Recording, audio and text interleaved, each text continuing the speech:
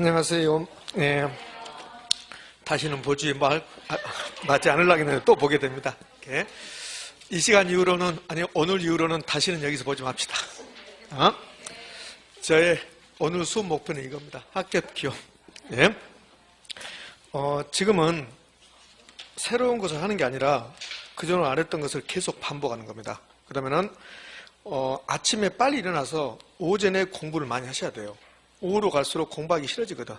그러니까 이번 주까지 그나마 공부되고 다음 주 돼보십시오. 공부되는가 안 되는가.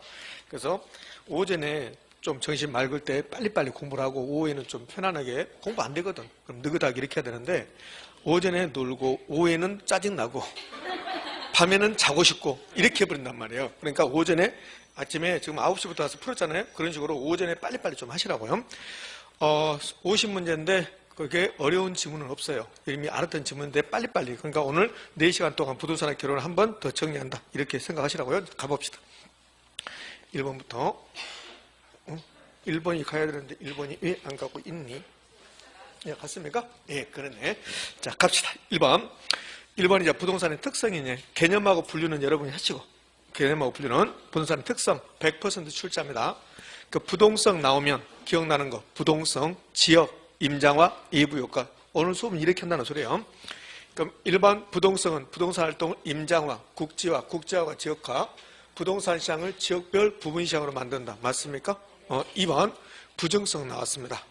부정성 나오면 토지용 집약화, 그 다음에 물리적 공급이 불가능하다. 자, 주의할 것. 물리적 공급은 불가능한데 용도적 공급은 가능하다는 거. 그 다음에 체유용, 지가지대를 발생시킨다, 부족하다, 희소하다. 그래서 나 혼자 가지고 싶다, 독점적 소유욕. 이런 말들이 이제 떠올라줘야 돼요. 자, 그러면서 2번 갑시다. 부정성으로 토지는 유한하여, 토지는 무한대가 아니라는 소리잖아요.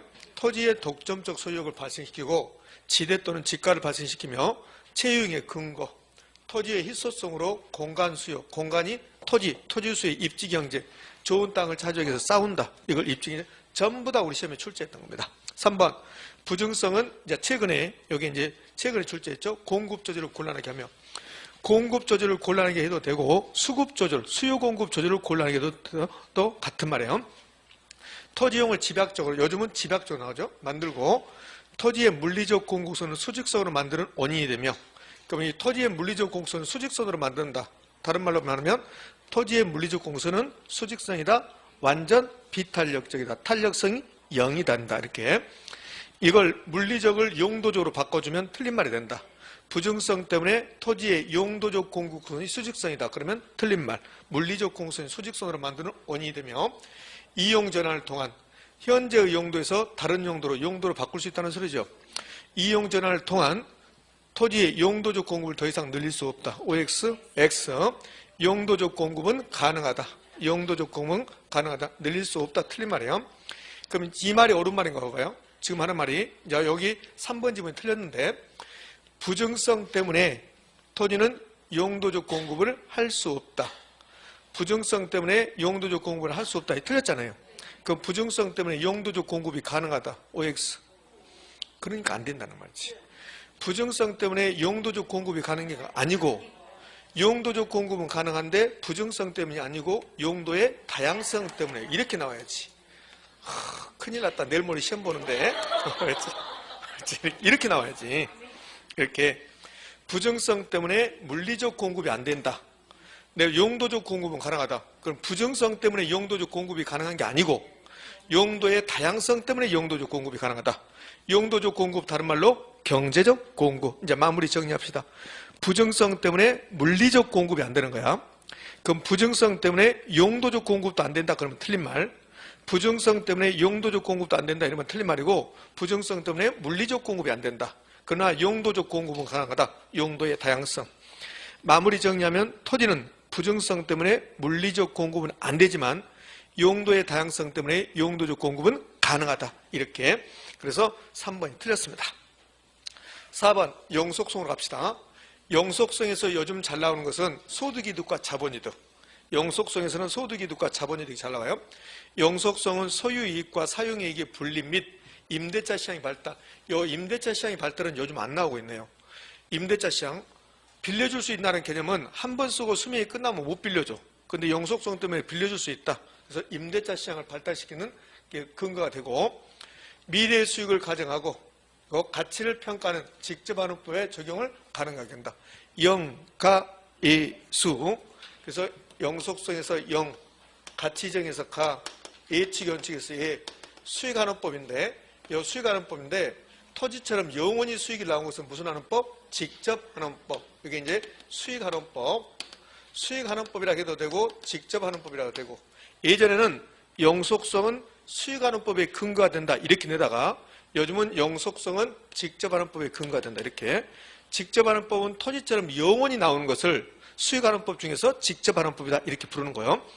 그럼 영속성이라는 특성이 없다면 직접환원법의 말은 쓰지 않는다. 수익환원법인데 토지처럼 영원히 수익이 나온 것은 직접환원법이다 이렇게 불러요, 학자들이.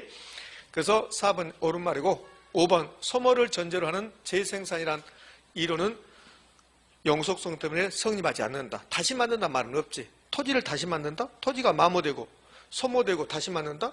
이런 말은 없죠. 영속성은 소모되지 않는다니까. 소모를 전제로 재생산이라는 말도 없고, 그 다음에 감가상각, 감가수정 이론의 적용을 배제시키죠. 감가상각 이렇게 되죠. 토지는 영속성 때문에 원칙적으로 감가의 대상이 되지 않는다. 감가상각을 배제시킨다.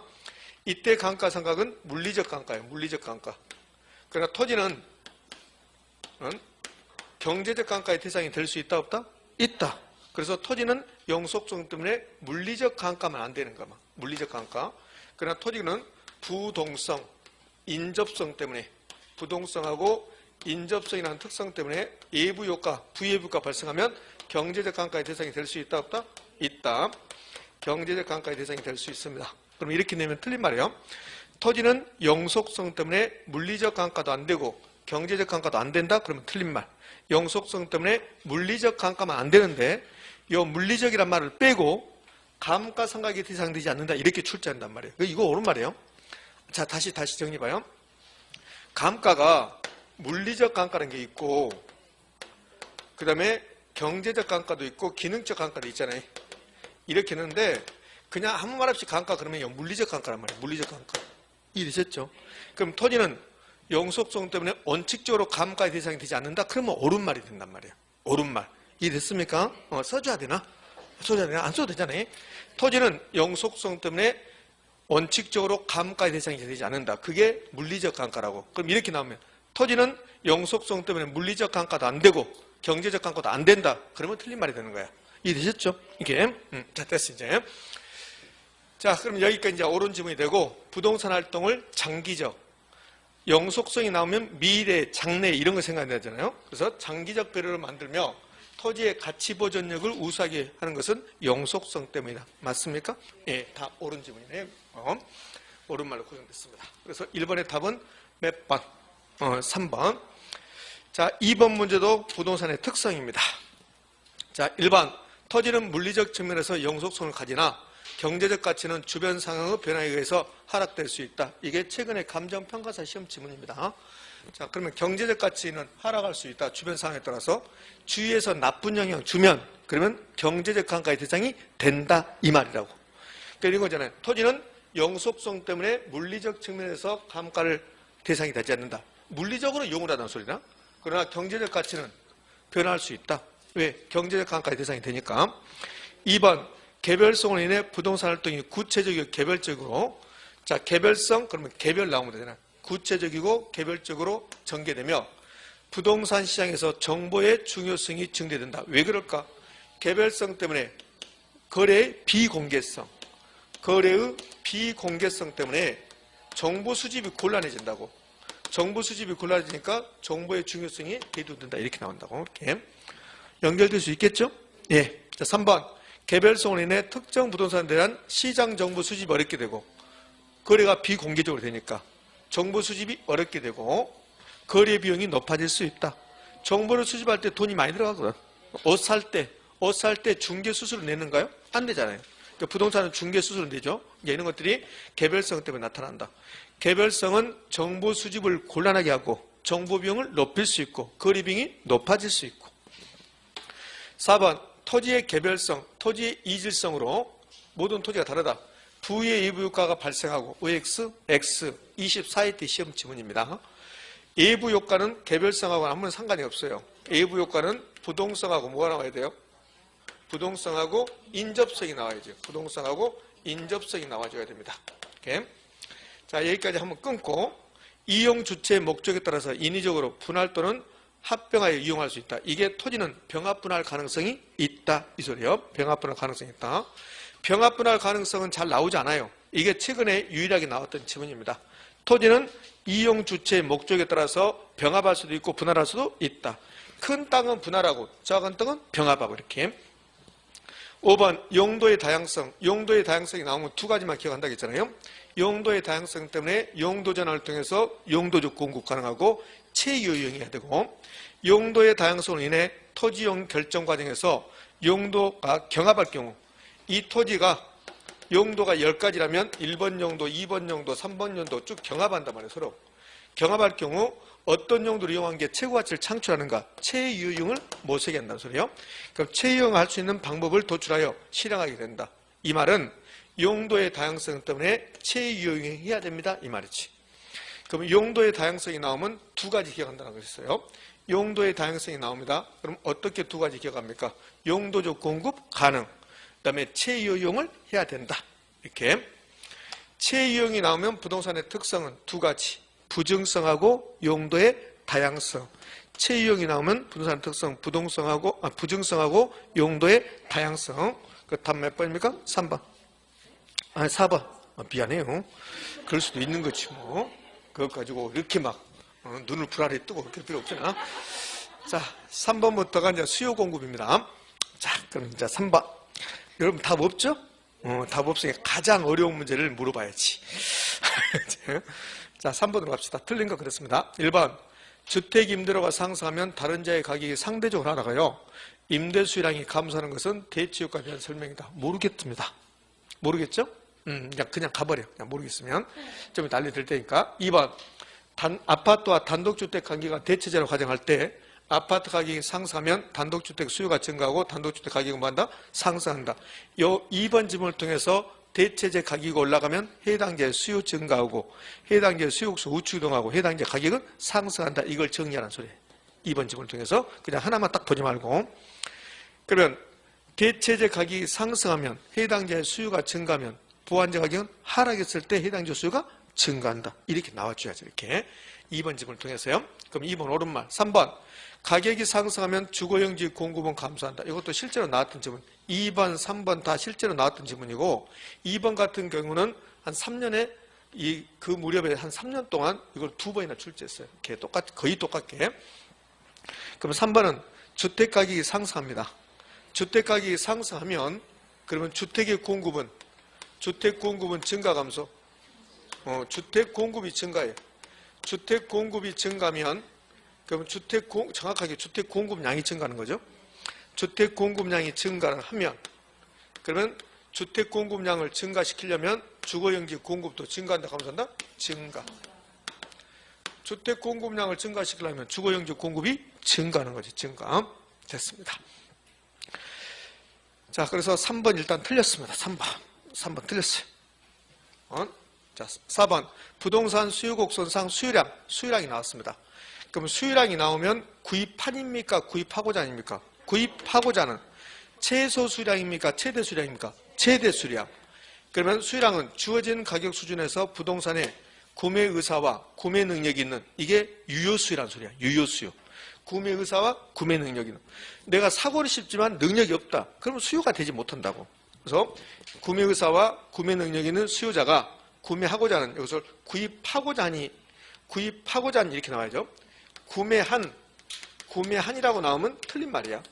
요 구매한이라고 낸 게 30회 때. 30대. 구매하고자 하는 수량인데 이 수량은 무슨 수량이다? 최대 수량이다. 최대 수량이다. 됐습니까? 그 4번은 수요량인데 수요량은 쟁점이 두 개. 구매한 X. 구매하고자 하는 사전적 개념. 그다음에 수량은 무슨 수량? 최대 수량. 5번 공급량. 수요량이 나왔으니까 공급량 나와야 되겠네. 수요량은 공급량은 주어진 가격 수준에서 공급자가 공급하고자 하는 최대 수량이다. 맞습니까? 이렇게 공급한 그러면 X. 30회 때 공급량은 실제로 공급한 최대 수량 그랬거든. 실제로 판매한 최대 수량. 그러면 X. 공급하고자 하는 사전적 개념. 자, 1번. 답이 몇 번이고? 3번이고 1번으로 갑시다. 1번은 제가 여러분에게 자주 언급했던 게 아닙니다. 자, 이 대체 효과가 무슨 말이냐면 이런 소리요. 사이다가 있고 배하고 사과하고 배로 합시다. 사과가 있고 배가 있어요. 그러면 사과하고 배가 있는데 두 개 다 1,000원씩이었습니다. 가격이 1,000원인데 그러면 사과 가격이 2,000원 올라가요. 2,000원으로. 그럼 여러분 사과 많이 드실 겁니까? 배 많이 드실 겁니까? 배. 그걸 대체 효과라고 해요. 그걸 대체 효과. 그러니까 재화가 두 개는데 한 재의 가격이 올라가. 지금 배는 가격이 떨어진 게 아니라고. 배의 가격은 그대로 있어요. 그러니까 사과 가격이 올라가니까 상대적으로 배의 가격이 떨어진 거야. 그럼 우리는 사과 수량을 줄이고 배의 수량을 증가시킨다. 이걸 대체 효과. 사과에서 배로 대체했다. 그러면 사과 배 하지 말고 한 재의 가격이 올라가니까 상대적으로 싸진 다른 재의 수량을 증가시키고 여기 올라간 재의 수량을 감소시키는 것을 뭐라 한다? 대체 효과라고 한다. 이게 됐습니까? 이렇게. 자, 그러면 임대주택의 주택 임대료가 상승했다. 이 주택 임대료, 이 주택이 사과야, 사과. 그러면 사과 가격이 올라간 거라고. 그러면 사과 가격이 올라가면 그러면 다른 재야 배의 가격이 상대적으로 하락한 거야. 맞죠? 그럼 상대적으로 하락하여 임대 수량은 감소했다. 임대 수량이 감소했다면은 사과 수량이 감소했다는 소리야. 그것은 무슨 효과다? 대체 효과다. 대체 효과. 이 대체 효과가 나오면 이 시험에 여기 나오면 어떻게 주냐면 이걸 대체 효과를 않고 소득 효과라고 준다고. 소득 효과. 그러면 틀린 말이야. 그러니까 어떤 재야 임대료 뭐 이렇게 나왔습니다. 그러면 거의 대체 효과야. 우리 시험은 이제 가끔 물어봤는데 요즘은 좀 뜸하고 있고 소득효과하고 대체 효과가 나오면 대체 효과가 더 잘 나와요. 그러니까 소득효과는 쉬워. 왜 소득효과는 쉽냐면 내 소득이 증가해서 실질 소득이 증가해서 이런 말 나온다고. 그럼 소득효과야. 자, 제가 친구들 만나서 계속 돈을 내 술값을. 근데 계속 삼겹살만 사줬어요. 근데 친구들은 모아놓고 야 오늘은 삼겹살 먹지 말고 소고기 무한대로 먹어. 한우로. 그랬습니다. 그러니까 친구들이 물어본 거야. 웬일이니? 그러니까 내 소득이 2배로 증가했거든.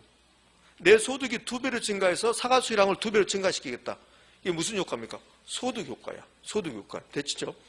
그러면 실질 소득이 증가하여 수량을 증가시켰다. 그럼 무슨 효과? 소득 효과. 소득 효과. 그러면 이제 상대 가격, 요 상대적 이런 말 나와. 다른 재와 상대적 이런 말 나오면 무슨 효과? 대체 효과. 요거 이제 틀린 말 줄 때 요 소득 효과로 바꿔준다는 거. 그럼 됐습니다. 자, 그럼 답 몇 번입니까? 3번. 4번 문제로 갑시다. 이렇게 정리하는 거예요. 새로운 것을 알고 가는 게 아니라 좀 이따가 여러분이 너무 밋밋할 것 같으면 새로운 것을 하나 알려드릴 테니까 머리가 한번 빠개줘봐. 지금 새로운 것을 알려주면 머리가 빠개지거든. 그래서 머리가 한번 빠개져 보라고. 좀 속으로 너무 싱거워. 아니 가서 틀려온다니까. 요거 말해도 돼. 자, 실제로 이건 말해도 됩니다. 4번 갑시다. 틀린 거. 절량의 이론은 여기서 이제 절량의 이론은 제가 2가지만 해놨어요. 그럼 여러분이 이제 공부할 때 이 2가지만 하면 안 되지. 다 해야 되지. 절량 이론은. 그럼 절량 그러면 시점 이렇게 나와야 되고 스톡 이렇게 나와야 되고 그럼 절량 그러면 재고, 중고, 기존. 절량 그러면 재산, 자산, 부채, 자본, 가치, 가격, 순자산 가치, 통화량, 세대수, 인구수. 잘한다, 잘한다, 잘한다 그래야지. 여러분들은. 얼쑤 그러고. 그렇지? 이게 절량이야. 절량. 그럼 유량은 플로우, 일정 기간 개념. 유량은 그럼 신규 생산 거래 변동. 그렇잖아요? 그 다음에 수입, 지출. 이렇게 하시면 되네. 2개 묶어서 수지. 이런 것들이 유량. 절량이 변동하면 뭐예요? 절량이 변동하면 유량. 가격, 절량. 가격 변동, 유량. 인구, 절량. 인구 변동, 유량. 이렇게. 그럼 순유입인구가 나왔어, 시험에. 순유입인구를 주면서 유량이냐 절량 물어봐요. 이거 뭡니까? 유량. 순유입인구는 1년 동안에, 한 달 동안에 우리 서울에 순수하게 들어온 사람들. 이 순유입인구는 1년 동안에, 한 달 동안에 우리 서울로 들어온 사람과 나간 사람의 그 차이, 그걸 순유입인구를 한다고? 그럼 1년 동안에 유입이 100명이고, 들어온 사람이 100명이고, 이사 온 사람이 서울로. 그럼 1년 동안에 유출이 이사 간 사람이 50명이다. 이렇게 되면 순수하게 순유입비가 얼마일까? 50 이렇게 본다고. 50. 이게 순유입이야.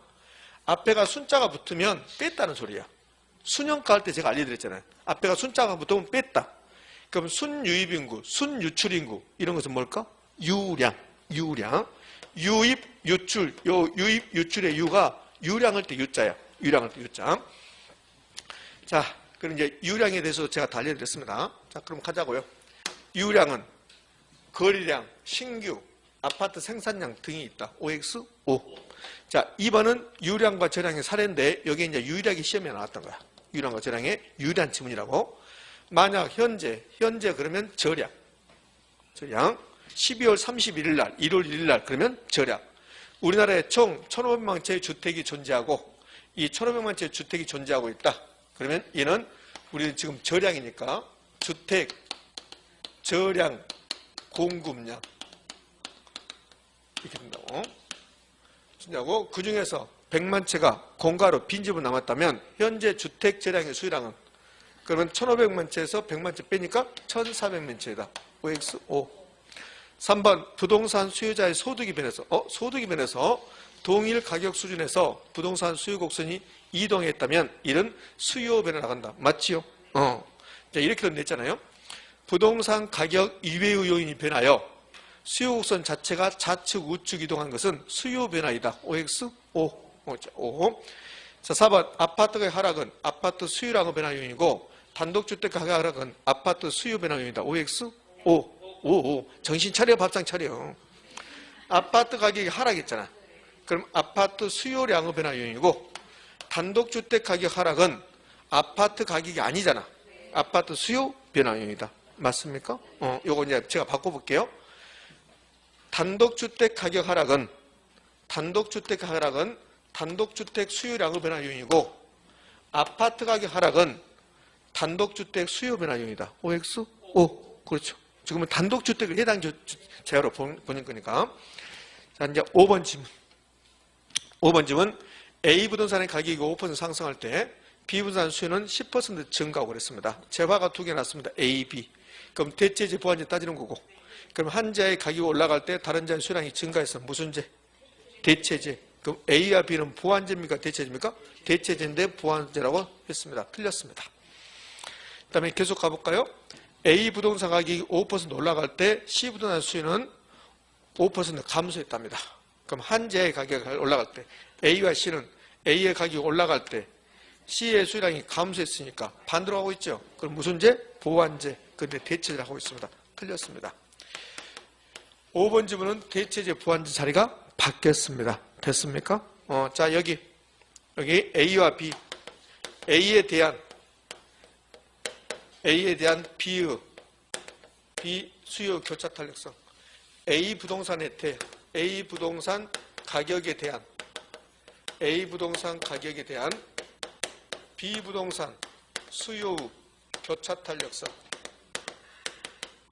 계산 한번 해봅시다. 수요의 교차 탄력성 계산할 때 수요의 가격 탄력성처럼 해라. 수요량 변화율, 가격 변화율. 근데 가격 앞에 있는 제하와 수요량 앞에 있는 제하가 같은 제하, 다른 제하? 다른 제하다. 그러면 이 가격 앞에 있는 제하가 무슨 제가 들어가야 돼요? 가격 앞에 있는 제하가 A 부동산 가격 이렇게 나와야지. 그다음 수요량은요? B 부동산 수요량 이렇게 나와야지. 그러면 교차 탄력성은 따질 때 플러스 계산할 때 플러스 마이너스 붙인다 안 붙인다? 붙인다. 그러면 A 부동산 가격이 5% 상승했습니다. 플러스 5%. B 부동산 수요는 10%가 증가했죠? 플러스 10%. 그럼 교차 탄력 몇입니까? 2. 됐죠? 이렇게. A하고 C는 여러분이 한번 해보시라고. A하고 C는. 그러니까 5번 지문을 보면서 대체제, 보완제도 판단할 수 있어야 되고 교차 탄력성도 계산할 수 있어야 된다. 자, 그러면 돼요. 지금까지 했던 거 지금 부동산의 특성하고 수요의 부분을 하고 있는데 이 정도에서 벗어나지 않아. 이 정도에서 가서 실수만 안 하면 돼. 실수만. 근데 실수하고 온다고. 실수하면서도 자기가 실수한지도 모르고 흐뭇해. 틀려놓고도. 그러니까 문제가 되는 거지. 자, 5번 문제로 갑시다. 틀린 것은 그랬습니다. 오늘 푼다고 해서 여러분 다 하는 거 아니니까 다 알고 있는 내용인데 리바이브 계속 반복하는 거야. 시험 볼 때까지 아마 여러분 다른 거 없어요. 다른 거 없고 그냥 이것만 매일 하루에 아침 일어나서 금방 보거든. 금방 봐버린다고. 그럼 어떤 일이 생기냐면 이걸 보다 보면 처음에는 그냥 보이는데 나중에는 여러분 스스로 이제 공부가 된다고. 대체제 나왔네? 그러면서 어떻게 공부가 된단 말이에요. 이렇게. 그때까지 해야 돼. 요 제자가 잘못됐네. 이렇게. 자, 5번 갑시다. 그러니까 아까 예를 들어서 아까 4번 문제에서 마지막 문제 그냥 대체제 부환제만 따지 말고 교차탕도 계산해볼까? 이렇게 해야 된다고. 5번에 1번에서 유량이 저량이 두 개씩 나왔잖아요. 그걸로 끝나는 게 아니라 유량 저량을 리바이브를 해야 된다고. 그래야만 공부가 되는 거예요. 그렇게 되면 이 50문제가 책 한 권이 된다고. 빨리빨리 될 수 있다는 거예요. 자, 가자고요. 5번 틀린 거 그렇습니다. 틀린 거 모두 고르시오. 그럼 여러 개 있다는 소리네. 틀린 게. 자, 1번 아파트 가격이 하락이 예상되면 가격 하락이 예상됐습니다. 수요량의 변화로. 수요량의 변화입니까? 수요 변화입니까? 수요 변화. 수요 변화입니다. 그럼 수요 변화인데 수요 증가할까 수요 감소할까 따져봐야지. 아파트가 하락이 예상됐습니다. 그럼 수요자 입장에서 아파트가 하락이 예상되면 지금 안 사는 거지. 나중에 사는 거지. 그러면 수요 감소죠. 수요 변화 중에 수요 감소입니다. 그럼 수요 감소하면 수요 곡선에서 수요 곡선 상에서 움직이는 겁니까? 수요 곡선 자체가 움직이는 건가? 자체가 움직이는 거죠. 일단 여기서 틀렸잖아요. 수요량의 변화가 수요 변화니까. 그 다음에 수요 곡선 상에서 자하향으로 이동하는 게 아니라 수요 곡선이 좌측 이동한다. 좌측 이동. 왼쪽으로 이동한다. 또 다른 말로 상향입니까? 자하향입니까? 자하향으로 이동한다. 그래서 1번은 틀렸습니다. 자, 이제 2번 질문으로 갑시다. 아파트 담보대출금리가 하락했답니다. 그럼 가격 변한 게 아니죠. 그럼 수요량의 변화입니까? 수요 변화입니까? 수요 변화죠. 수요량의 변화가 수요 변화입니다. 그럼 수요 변화 중에서도 여기 수요 변화 중에서도 수요 증가할까? 수요 감소할까? 수요 증가입니다. 대출금리가 하락했으니까 수요 증가입니다. 그럼 수요 곡선, 동일한 수요 곡선 틀렸고 수요 곡선 우측 이동이죠. 수요 곡선 우측 이동, 오른쪽 이동한다. 우상향으로 이동한다. 그래서 2번도 틀렸습니다. 3번 대체제인 단독주택 가격이 상승하면 그러면 아파트, 지금 아파트 입장에서 단독주택이 대체제야. 그럼 대체제 가격이 올라간 거라고. 그럼 아파트 수요 증가, 수요 곡선 우측 이동, 우상향으로 이동한다. 오른쪽으로 이동한다. 맞습니까? 맞습니다. 자, 4번 주택 건설업체 수가 증가했다. 여기까지 보면서 여기까지 딱 읽으면서 이거는 공급이구나. 공급이잖아요. 건설업체 수요 증가했으니까 공급 증가. 주택 건설용 원자재 가격 하락. 공급 증가. 주택 건설용 토지 가격 하락. 공급 증가. 그럼 앞에 주택 건설업체 수 증가하고 요 뒤에 있는 거 원자재 하락, 건설 토지 가격 하락. 이게 생산요소 가격이 하락한 거라고. 생산요소 하락. 전부 다 공급 증가 요인. 그러면 공급 곡선 우측 이동시키는 요인이다. 맞습니까? 예. 5번 건축비 하락 등 생산요소 가격 하락은 주택 공급선을 왼쪽으로 이동시킨다. 틀렸습니다. 왼쪽이 아니라 오른쪽. 우측 이동이니까 오른쪽. 됐습니까? 이렇게. 자, 그래서 틀렸습니다. 자, 4번하고 5번 묶어서 이렇게 낼 수 있잖아요. 4번하고 5번 묶어서 다음 중 아파트 공급선 우측 이동 요인 찾아봐라. 좌측 이동 찾아봐라. 이렇게 낼 수 있잖아요. 의미하셨습니까? 이건 지문이지만 4번, 5번으로 묶어서 다음 중 아파트 또는 부동산, 주택의 공급 곡선을 우측 이동시키는 요인이 아닌 거 이렇게 낼 수 있잖아요. 묶어서. 의미하셨죠? 예. 자, 이제 6번 문제로 가도록 합시다. 예. 균형의 변동입니다. 그럼 균형의 변동이 나오면 5가지 공부했잖아요. 5가지. 어떻게 5가지 공부했습니까? 균형의 변동 5가지. 첫 번째 수요만 변했습니다. 두 번째 공급만 변했습니다. 세 번째 수요 공급이 동시에 변했습니다. 네 번째 탄가 비거. 다섯 번째 비탄력적일수록 가격 변화가 커진다. 탄력적일수록 양 변화가 커진다. 됐지요? 그거 물어보겠네 이제. 자, 그러면 틀린 것을 모두 고른 것 그랬습니다. 6번에서 1번 우하향하는 수요 곡선과 우상향하는 공급 곡선을 갖는 아파트 시장에서 수요가 감소하고 공급이 증가할 때 여기 우하향하는 수요 곡선, 우상향하는 공급 곡선 이 말에 이게 무슨 뜻일까? 이거 전혀 신경 필요 없어요. 여기에 정상적인 상황이란 소리야. 봐요. 수요 곡선은 우하향하고 공급선은 우상향한다. 이 소리란 소리예요.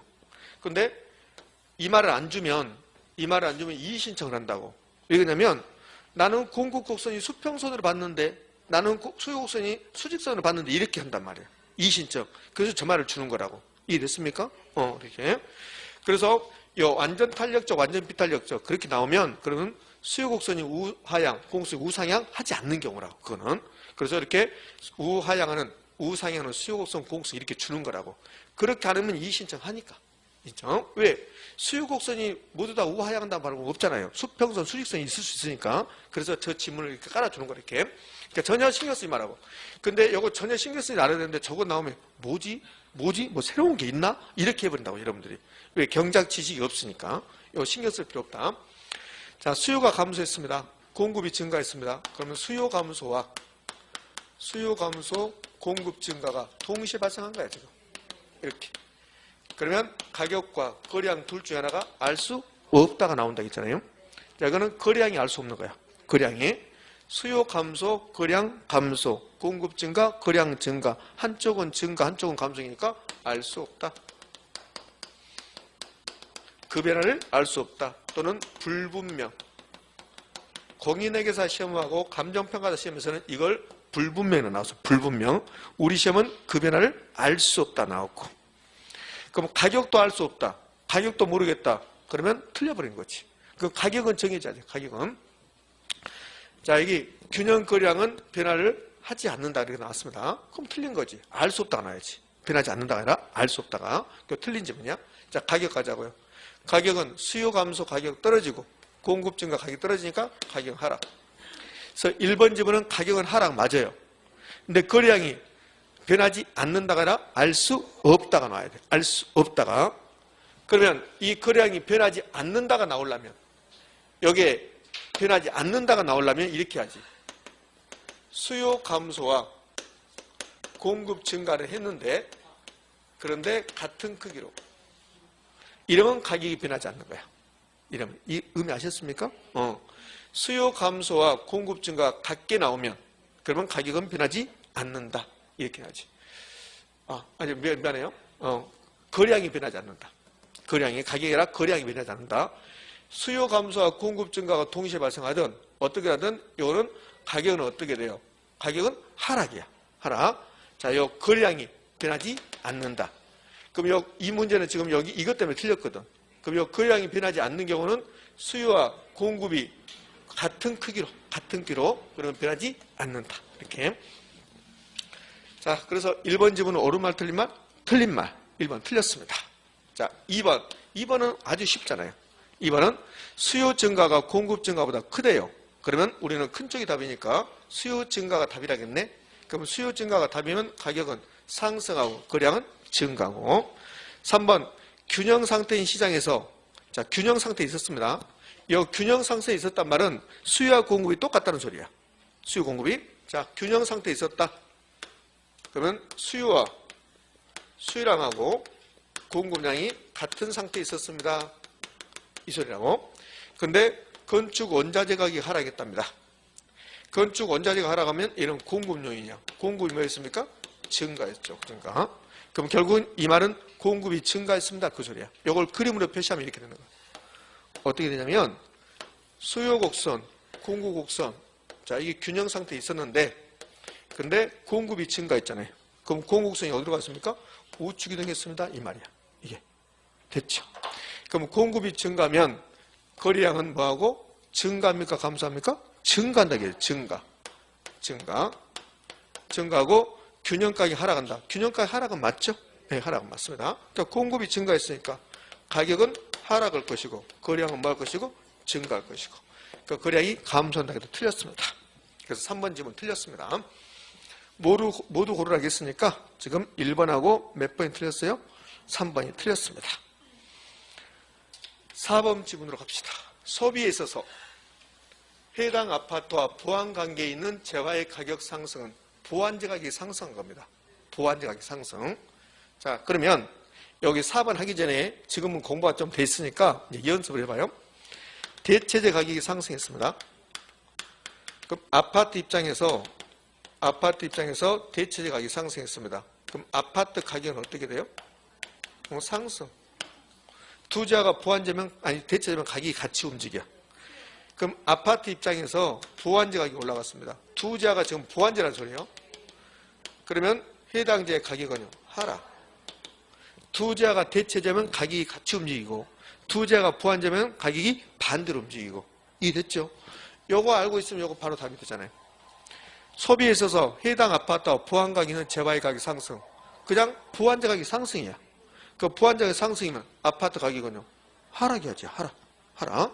그러면 아파트 임대료가 상승시키는 요인입니까? 하락하는 요인입니까? 하락하는 요인이지, 하락하는 요인. 상승해라, 하락한다. 그래서 4번 틀렸습니다. 그러니까 6번에 4번 지문은 요거 물어본 거예요. 대체재 가격과 해당재 가격은 같이 움직이고, 같은 방향으로 보완재 가격과 해당재 가격은 반대로 움직이고, 반대로. 대체재 가격이 올라갔다. 해당재 가격도 올라간다. 보완재 가격이 떨어졌다. 잘 보세요. 보완재 가격이 떨어졌다. 해당재 가격은 올라간다. 반대로 하면 되니까. 대체재 가격이 떨어졌다. 대체재 가격이 떨어졌다. 해당재 가격도 떨어진다. 투자가 대체재만 가격이 같이 움직이니까 보완재 가격이 떨어졌다. 해당재 가격은 올라간다. 됐습니까? 이렇게. 자, 이제 5번까지 하고 좀 더 다른 거 한번 해볼게요. 이 대체재 보완재 관계는 5번 소비에 있어서 해당 아파트와 대체 관계는 주거용 오피스텔 일부 철거로 주거용 오피스텔 재고량이 감소했답니다. 그러면 주거용 오피스텔 가격이 올라가거든. 그러면 아파트 임대료는 상승시키는 요인이 된다. OX 5죠. 이거 5입니다. 그래서 틀린 것은 1번하고 3번하고 몇 번입니까? 4번. 수업을 들었는데 어디가 틀린지 모르고 가니까 이제 집에. 답이라도 딱 말해줘야지. 언니 3번의 답이 뭐였는데? 모르겠어. 나도 책 안 해놨는데? 이러면 뭔 의미가 있어? 이렇게. 자, 여기 칠판 주먹이 봐요. 대체재가 올라갔습니다. 올라갔어요. 그럼 아파트를 해당재라고 보면 아파트 수요, 아파트 가격, 수요부터 아파트 수요 증가 감소, 증가. 됐죠? 자, 이번에는 대체재 수요가 증가했습니다. 그럼 해당재 아파트 수요 증가 감소, 감소. 이게 연립주택이거든. 그럼 연립주택 수요가 증가하면 아파트 수요는 감소하는 거예요. 너무나 당연한 거야. 너무나 당연한 건데 여러분이 많이 헷갈려요. 시험은 첫 번째가 잘 나온다, 두 번째 잘 나온다. 요 위에가 잘 나와요. 여기가. 요 밑에는 상대적으로 잘 나오지 않고. 자, 이번에는 보완재. 그 보완재 가격이 올라갔어요. 아파트와 보완 가격이 있는 재화의 가격, 보완재 가격이 올라갔습니다. 그럼 아파트 수요는 증가 감소, 감소. 자, 이번에는 보완재 수요가 증가해요. 보완재는 같이 소비하는 거야. 같이. 보완재는. 그 보완재 수요가 증가했다. 피자 수요가 증가한 거야. 그럼 여기는 이제 아파트가 아니라 콜라가 나와야지. 콜라. 그럼 콜라 수요는 증가 감소? 증가. 이해됐죠? 이렇게. 둘 중에서 요것만 기억하시죠. 요것만. 요 보완재를 기억하는 순간이 헷갈리니까. 그러면 대체재만 기억하고 있으면 보완재는 반대로 가고 있잖아. 반대로. 의미하셨죠? 그럼 될 거니까. 자, 이제 7번 문제로 갑시다. 이제 역시 균형 가격, 균형 거리량은 변동하는 겁니다. 균형이 변동하는 겁니다. 7번 문제도. 자, 그럼 7번. 틀린 거 모두 고르라 그랬습니다. 1번. 수요가 증가할 때 공급의 가격 탄력성이 비탄력적으로 가격은 더 오른다. B가 크다. 이제 이 정도는 해야지. 이 정도는. 근데 요즘은 요거 비탄력적이란 말을 잘 안 써. 시험 지문을 보니까 우리 시험도 그러고 감정평가자 시험도 그러고 다른 경제학 시험도 요 비탄력적이란 말을 잘 안 쓰고 요걸 뭐라고 하냐면 수요의 가격 탄력성이 작을 때 그래. 작을 때 이런 식으로. 이해됐습니까? 이렇게. 그러면 수요가 증가하면 가격은 올라갈 건데 그때 공급의 탄력성이 작을수록 즉 공급이 비탄력적일수록 가격이 크게 상승한다. 이렇게요. B가 크다는 알잖아요. B가 크다는 아는데요. 비탄력적을 작을 때, 탄력성이 작을 때 이렇게 표현해서 나오고 있습니다. 그래서 1번 이제 옳은 지문. 2번 부동산 수요가 증가할 때 부동산 공급성이 탄력적일수록 부동산 가격은 더 크게 상승한다. OX? X잖아. 1번하고 2번이 반대잖아. 지금 반대. 그러니까 X지. 그러니까 1번, 2번을 비교하라는 소리야. 1번, 2번.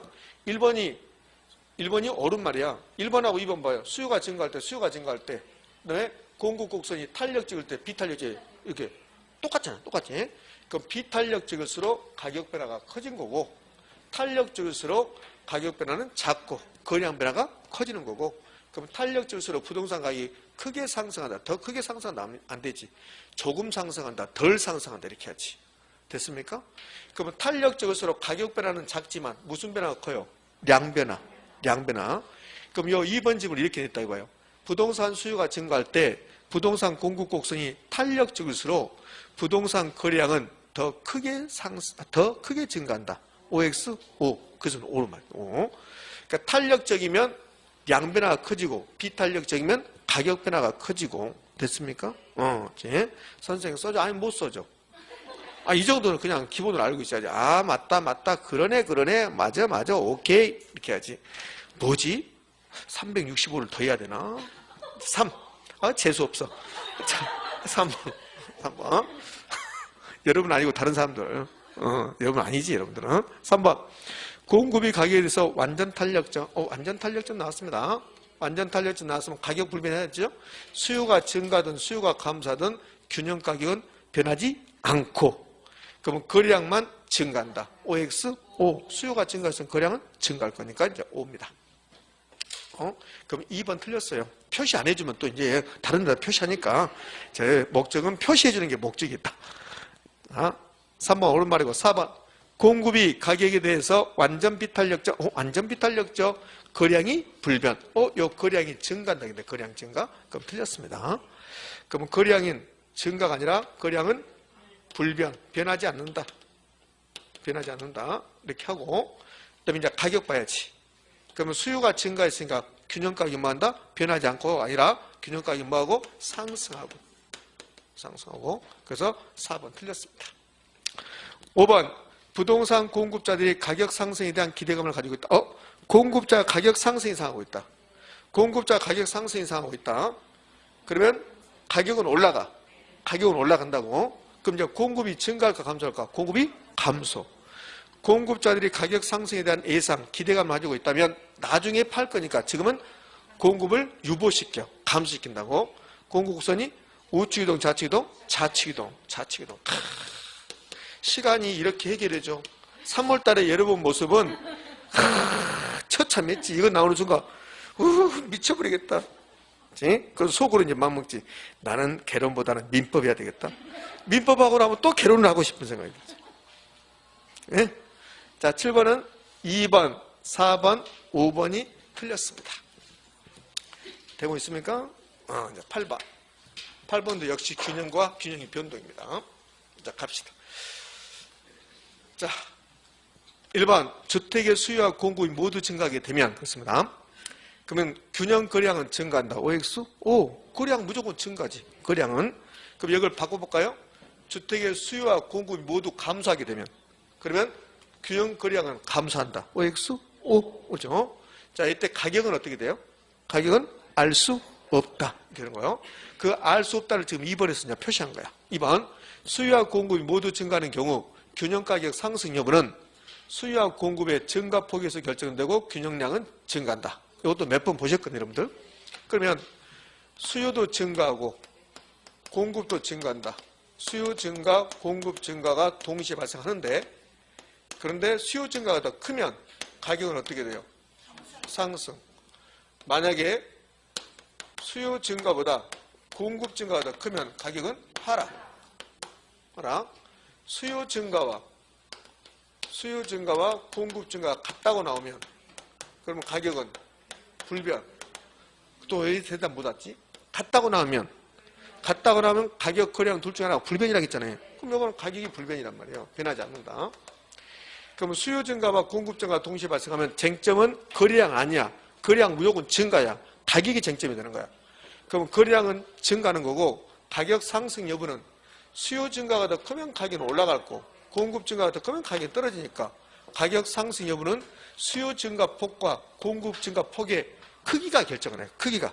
수요 증가 폭이 더 크면 가격 상승, 공급 증가 폭이 더 크면 가격은 하락. 그 말하는 거죠.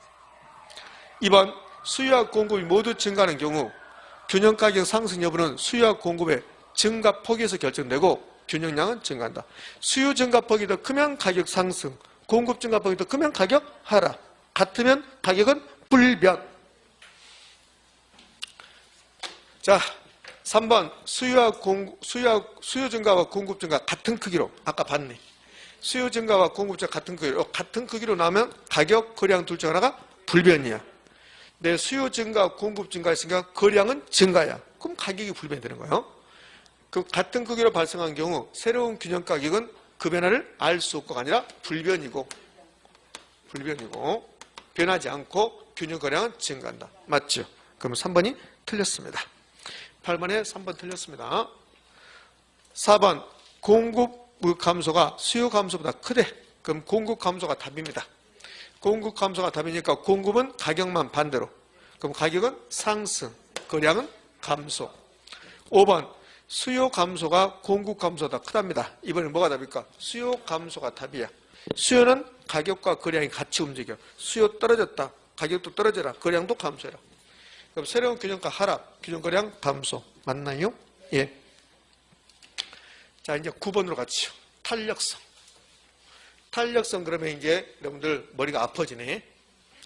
자, 수요 탄력성 그러면 수요의 가격 탄력성. 첫 번째 공식.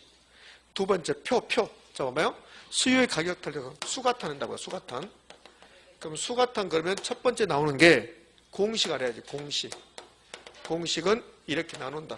수요량의 변화를 가격 변화를 나눈다. 됐습니까? 수요의 가격 탄력성이 2다. 그럼 가격이 4%가 올라갔다. 그럼 수요량은 어떻게 될 것인가? 8이 중요한 게 아니에요, 여러분들. 수요량이 감소한다고 중요해요. 감소한다. 가격이 올라가면 수요량이 감소한다. 8은 누구나 다 한다고. 누구나. 8이 중요한 게 아니고 감소가 중요한 거야. 여기에 실제로 우리 시험 치면 시험에 나왔던 거잖아. 단독 문제로 이것도. 단독 문제, 지문이 아니라 단독 문제로. 수요의 가격 탄력성이 2일 때 가격이 4% 올라가면 수요량은 어떻게 됩니까? 1번 8% 증가, 2번 8% 감소. 8은 맞는데 증가가 감소가 머리 아프지? 좋은 게 좋은 거라고 증가하자. 그래서 거의 맞춘 것처럼 하는데 틀렸잖아. 됐죠? 요 공식. 그러니까 수요의 가격 탄력성 나오면 공식. 두 번째 뭐 있을까? 표. 이런 표를 했잖아요. 안 한 것처럼 하지 마시고. 그래서 수요의 가격 탄력성과 수요 곡선의 형태. 그래서 표를 했잖아요. 여기다가 수요의 가격 탄력성 5개를 썼잖아요. 완전 탄력적일 때, 탄력성이 1보다 클 때, 단위 탄력적일 때, 비탄력적일 때, 완전 비탄력적일 때. 기억납니까? 그렇지? 지금 이름까지 붙였잖아요. 그럼 탄력성이 1이면 단위 탄력적이라 하는데요. 이렇게 했잖아요. 이렇게. 그럼 탄력성이 1보다 크면 탄력적이라 하는데요. 1보다 크면 물론 무한대보다 작겠지만 그럼 탄력적이라 합니다. 탄력성이 1보다 작을 수도 있습니다. 0.7, 0.5일 수 있습니다. 그럼 비탄력제를 하는데요. 탄력성이 가장 작은 게 0입니다. 그럼 완전 비탄력제를 하지요. 이렇게. 그럼 탄력성이 무한대가 될 수도 있겠네. 그러면 완전 탄력제라는 이름 붙였죠. 여러분이 가장 힘들어했던 게 여기야. 여기 뭐요? 네가 해봐. 수요량의 변화율과 가격 변화율. 이렇게. 그러면 탄력성 1이면 가격이 10% 변하면 수요량도 10% 변한다. 이렇게. 그럼 탄력성 1보다 크면 가격 변화율보다 수요량의 변화율이 더 크다. 그럼 탄력성 1보다 작으면 가격 변화율과 수요량의 변화율에서 가격 변화율이 더 크다. B가 크다. 비탄력적이면 가격 변화율이 더 크다. 이렇게네. 그럼 탄력성이 0이면 완전 비탄력적. 이때는 아무리 가격이 변해도 수요량이 변화가 없다. 수요량 변화가 없다. 수요량이 불변이다. 수요량 변화율이 0이다. 탄력성이 무한대면 미세한 가격 변화에 대해서 수요량이 무한대가 된다. 수요량 변화율이 무한대가 된다. 이 부분을 가장 어려워했어요. 이건 어차피 암기하니까 여러분 또 암기가 뛰어나더라고. 그럼 다 외워버려 그냥 개론을. 뭐 어려워 암기가 뛰어난데. 이 부분 할 때 이거는 잘하신데 이 부분 할 때 머리를 또 싸매지. 1번한테. 그 다음에 수역선의 기울기, 수평선, 수직선, 직각상공선. 얘는 탄력적일 때는 완만, 비탄력적일 때는 급경사. 이걸 했잖아요. 이거. 그 다음에 세 번째 뭐 했을까요? 세 번째는 수요의 가격 탄력성 결정률. 세대주는 탄력적이다. 제가 수가탄 결정률을 8가지를 지금 빨리 읊어볼게요. 1번 용도가 다양하고 용도전에 영향할수록 탄력적. 2번 개별 수요 비탄력적, 시장 수요 탄력적. 3번 측정기간, 관찰기간, 단기 비탄력적, 장기 탄력적. 4번이 뭐 같아요? 나 잊어버렸네. 4번이 뭐예요? 3번 측정기간 했잖아. 3번. 4번 공법상 규제 완화 탄력적, 강화 비탄력적. 5번. 대체제. 수요 탄력성 결정률에서 가장 중요한 게 대체제야. 대체제. 근데 저하고 공부할 때는 5번으로 공부했다고. 5번으로. 왜 5번으로 공부했냐면 수요 탄력성 결정률이 1번부터 4번과 공급 탄력성 결정률 1번부터 4번이 똑같아. 그러니까 똑같게 하고 5번에 대체제 존재 유무였잖아.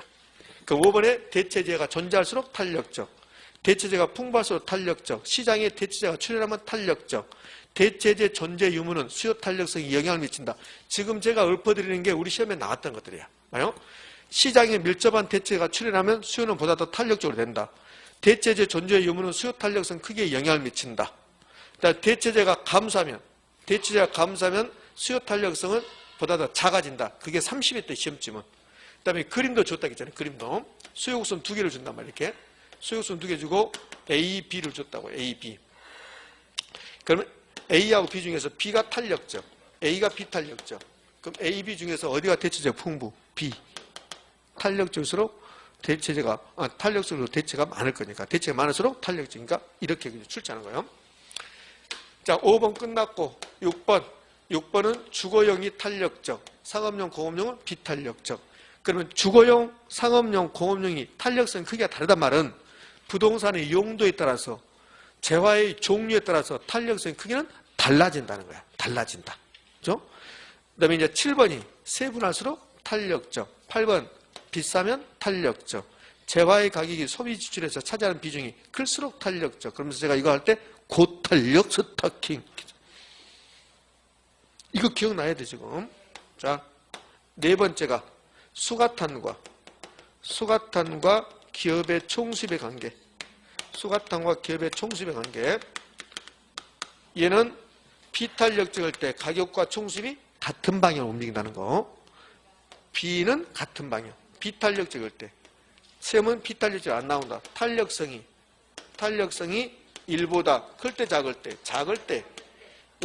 때 고가 정책을 펴란 소리야. 이때 가격이 올라가면 기업의 수입은 증가한다, 감소한다?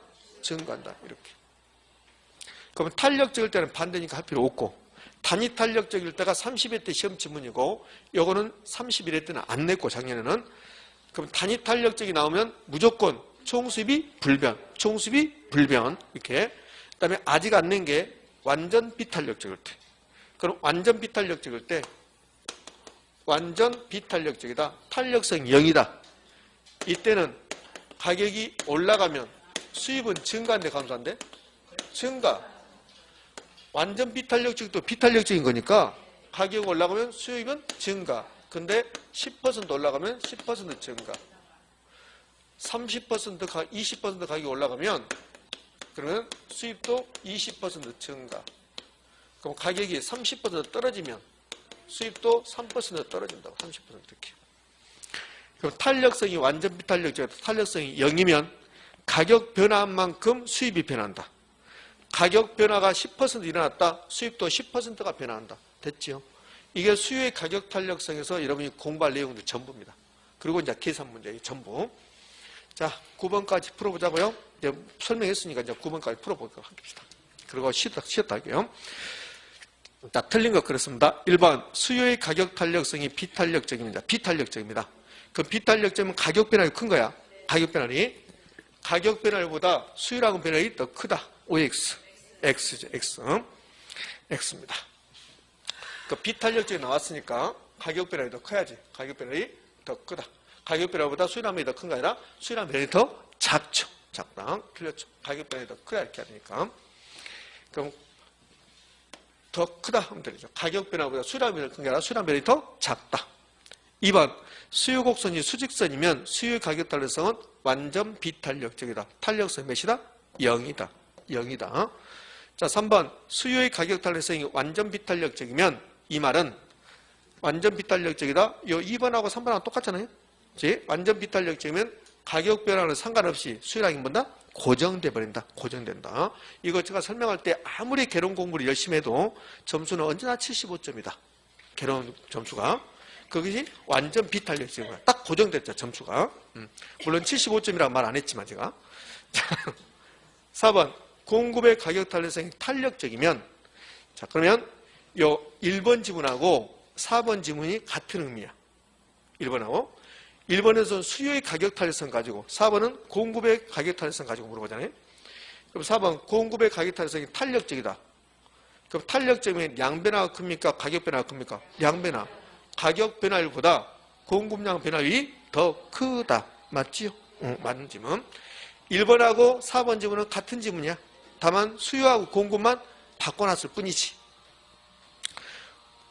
5번 어느 지역의 오피스텔 가격이 4% 인상됐을 때 오피스텔 수요의 가격 탓이 2라면 아까 봤잖아요. 이거. 그러면 오피스텔 수요량은 8%만 더 감소한다. 그 답 몇 번입니까? 1번입니다. 1번. 자, 됐어요. 자, 여기 미안하지만 여러분 10번까지 풀 거예요. 이거 설명했으니까. 자, 갑시다. 10번까지 풀고 쉬었다 할게요. 1번 최근 부동산 시장에서 소형 아파트 임대료가 10% 상승함에 따라 소형 아파트 임대 수요량은 5% 감소했다면 소형 아파트 수요의 임대료 탄력성은 비탄력적이다. 이렇게 나왔습니다. 그러면 탄력적이다, 비탄력적을 따지려면 가격 변화가 큰가, 수요량 변화가 큰가 따지면 되죠. 그럼 가격 변화는 몇 퍼센트? 10%. 수요량 변화는 5%. 그럼 비탄력적. 자, 굳이 수임탄 구해볼까요? 수요의 임대료 탄력성 구해봅시다. 수임탄. 수요의 임대료 탄력성은 수요량의 변화율을 임대료 변화율로 나누면 되잖아요. 그러면 소형 아파트 임대료가 10% 올라갔고 수요량은 5%가 감소했으니까 0.5. 0.5는 1보다 작으니까 비탄력적. 2번 소형 아파트 임대료가 10% 상승함에 따라 오피스텔 임대 수요가 7% 증가했답니다. 재화가 두 개 나왔네. 소형 아파트하고 오피스텔. 소형 아파트 임대료 가격이 올라가네. 그랬더니 오피스텔 수요가 뭐였어요? 증가했죠. 두 자는 무슨 제? 대체지. 수교탄. 수교탄 구해볼까? 수교탄. 수교탄 수요량 변화율, 가격 변화율. 이 가격은 아파트입니까? 오피스텔입니까? 이 가격 앞에 있는 제하가 오피스텔 아파트요? 아파트 임대료 가격이니까 여기는 아파트 가격 변화율. 얘는요 오피스텔 수요량 변화율. 교차 탄력성 계산할 때는 플러스 마이너스 붙인다 안 붙인다? 붙인다. 그래서 오피스텔 아니 소형 아파트 임대료가 10 올라갔으니까 플러스 10%. 오피스텔 수가 7% 증가했으니까 플러스 7%. 그럼 몇입니까? 0.7이다. 3번 부동산과 밀접한 대체재가 시장에 출현하면 그러면 그 부동산에 대한 수요의 탄력성은 이전보다 커지고 여기까지 맞죠? 기울기는 급해진다. 올까 있을까? X. 기울기는 완만해진다. 탄력적이면 완만해지니까. 그래서 3번이 틀렸습니다. 지금 되고 있습니까? 예. 4번 한 국가 전체 토지 공급량이 불변이라면 이거 세 글자로 안전비탄이 세 글자가 아니잖아. 한 국가의 전체 토지 공급량이 불변이라면 세 글자. 부정성 또 해봐요. 부정성도 있고 또 뭘까? 영속성. 봐봐요. 부정성 때문에 증가할 수 없죠. 근데 토지가 마모돼 버린다면 양은 감소하죠. 맞잖아요. 자, 우리나라 토지량이 3,000평이다. 증가는 안 돼. 그럼 토지가 마모된다면 영속성이 아니라면 감소하겠죠. 근데 토지가 증가하지도 않고 영속성 감소하지 않으니까 불변이라고. 이해됐습니까? 우리나라 토지량은 변해요, 변하지 않아요? 변하지 않아요. 정확한 이유는 증가하지도 않고 감소하지 않기 때문에 그래요. 토지가 썩어 없어진다. 그럼 감소하죠. 그러면 토지량은 불변이 아니겠죠. 그러니까 한 나라 전체의 토지 공급량이 불변이라면 그럼 부정성하고 영속성 때문에 토지가 딱 고정되어 있다. 이런 뜻이에요. 정확한 뜻은. 토지 공급의 가격 탄력성은 0이다. OX, O. 없잖아요. 이게 토지의 물리적 공급이 고정되어 있다. 물리적 공급선은 수직선이다. 완전 비탄력적이다. 그 말이잖아요. 자, 5번은 한 번 나왔는데 좀 어려운 지문입니다. 자, 볼래요? 여기 수요곡선이 수평선이야. 수평선. 그럼 수평선이면 탄력성은 무한대야. 무한대. 어디서 하든 탄력성이 무한대야.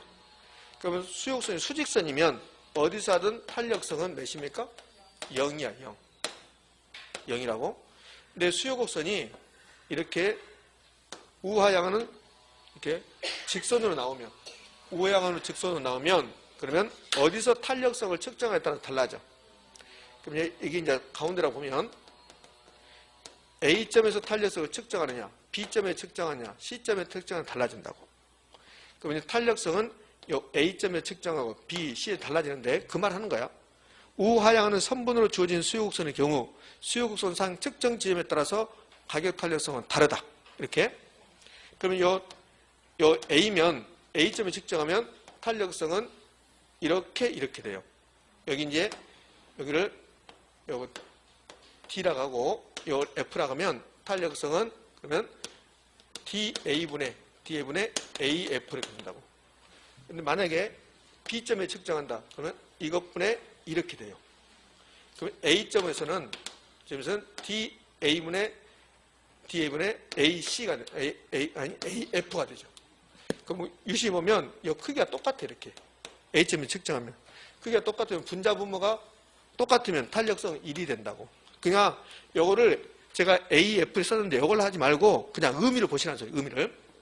그럼 B점에 측정하면 요 밑에 분자는 이렇게 적고 분모가 커요. 그 B점의 측정은 탄력성이 1보다 커진다고. 그다음에 요 C점에 측정하면 분모가 이렇게 크고 분자는 작아요. 그럼 C점에 측정하면 탄력성은 1보다 작게 돼 있어요.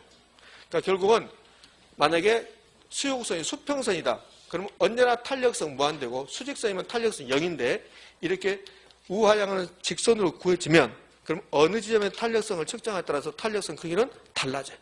한 번도 제가 수업 시간에 언급하지 않았죠? 그러니까 딱 한 번 나왔으니까 그래요. 자주 나온 게 아니라. 자, 10번까지 살펴봤습니다. 10번의 답이 몇 번입니까? 3번. 3번. 요 주의하셔야 돼요, 이거. 3번. 여기 대체제가 많으면 탄력제라는 거 다 알아요. 대체제가 많으면 탄력제는 다 아는데 요거 가지고 장난을 쳐버리니까. 그럼 대체제가 많을수록 기울기는 완만해져. 급경사가 아니라 완만해진다. 이렇게. 자, 고생하셨습니다. 정확히 10분만 쉬었다 올게요.